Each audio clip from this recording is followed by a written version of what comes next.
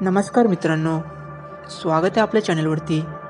आणि आज आपण बघणार आहोत शिवजयंतीनिमित्त एक सुंदर भाषण. चला तर मग सुरुवात करूया. आदरणीय मान्यवर, उपस्थित गुरुवर्य, पालक, शिक्षकेतर कर्मचारी आणि माझ्या प्रिय मित्रांनो, रयतेचा हा नवा राजा जन्मला या दिवशी. अवघा महाराष्ट्र व्याकुळ झाला पाहण्यासाठी. आज 19 फेब्रुवारी छत्रपती शिवाजी महाराजांची जयंती. हा सण महाराष्ट्रातील एक सुप्रसिद्ध उत्सव आहे. ही जयंती महाराष्ट्रात 19 फेब्रुवारी या दिवशी साजरी केली जाते.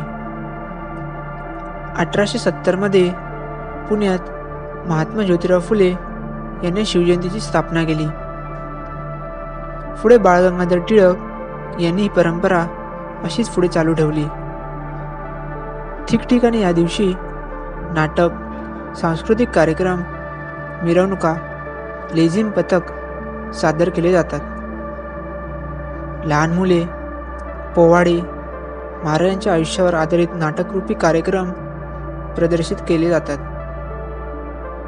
संपूर्ण महाराष्ट्रात या दिवशी सुट्टी जाहीर केली जाते.